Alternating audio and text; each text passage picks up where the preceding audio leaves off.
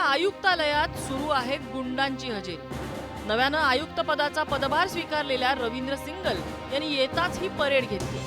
आपापल्या एरियात गुन्हेगारी कारवाया करणारे, दहशत माजवणारे हे गुन्हेगार निमूटपणे रांगेत उभे राहिलेले दिसले। जसजसा त्यांचा नंबर यायचा तसतशी त्यांच्या मनात हातीची धडकी भरत होती आणि चेहऱ्याचा रंग उडत होता। रवींद्र सिंगल त्यांच्या रेकॉर्डची माहिती घेत होते। त्यानंतर त्यांना पुन्हा गुन्हे केले तर गय केली जाणार नाही असा सज्जड दमही देत होते। हे सर्व सुरू असताना या साळसूद भाव चेहऱ्यावर घेऊन मान खाली घालून उभ्या असलेल्या गुंडांच्या तोंडून शब्दही फुटत नव्हता। शर्म आती है से ना सुना करतो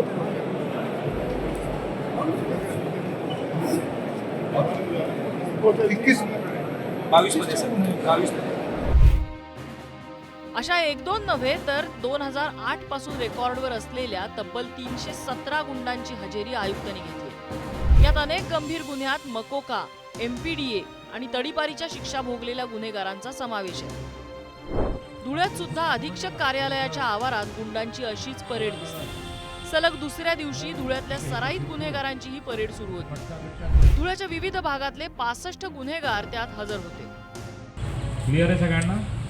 सांगितलेलं सूचना समजलं का? धुळे शहर, आझादनगर, बरोबर आहे ना? ठीक आहे, इकडे शिरपूर, पुणे, नागपूर प्रमाणे इथेही गुंडांना गुन्हेगारी थांबवण्यासाठी दम देण्यात आला।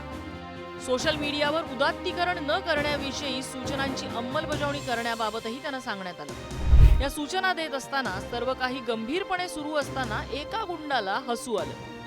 त्याला सर्वादेखत कोंबडा बनण्याचे आदेश संतापलेले पोलीस अधिकारी किशोर काळेंनी दिले। जोक केला काय? क्या नाम है तेरा? बैठ मुर्गा बन नीचे, बैठ मुर्गा बन। चलो मजाक समझ रहे क्या?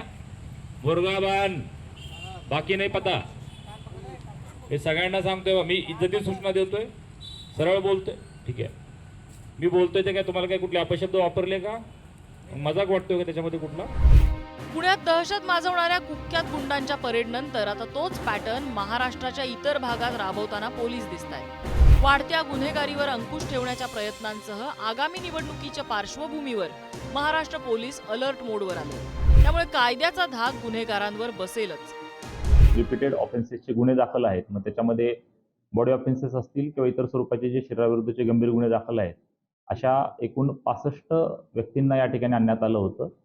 त्यांना त्या ठिकाणी आणण्याचा उद्देश हा एकच होता की आगामी लोकसभा असेल किंवा येणारा जो इलेक्शनचा कालावधी आहे त्याच्या पार्श्वभूमीवर करायच्या प्रतिबंधात्मक उपाययोजनांचा एक भाग म्हणून त्यांना या ठिकाणी बोलावलं होतं आणि बोलावून त्यांना त्या ठिकाणी समज देण्यात आलेली आहे। कदाचित असंही होऊ शकतं की याच्यामध्ये काही लोक राहिलेले पण असू शकतात। असं नाही की हा ऑल इन्क्लुझिव्ह एक्झरसाइज आहे। ऑलरेडी आम्ही हा एक्झरसाइज पोलीस स्टेशन लेवलला पण घेतलेला आहे, आज इथे SP ऑफिस लेवलला पण घेतलेला आहे आणि याच्या व्यतिरिक्तही जे रेकॉर्डवरचे ऑफेंडर्स असतील त्या सर्वांना त्या ठिकाणी बोलावून आणि नुसतं फक्त तोंडीच नाही लेखी स्वरूपात देखील समज दिली जात आहे आणि त्या अनुषंगानं हा प्रतिबंधात्मक उपाययोजनांचा एक भाग म्हणून हा ड्राईव्ह आम्ही घेत आहोत। महाराष्ट्रातला क्राईम रेट कंट्रोलमध्ये येईल अशी ही आशा या गुन्हेगारांची बोबडी वळवणाऱ्या परेड पॅटर्न नंतर निर्माण झाली आहे।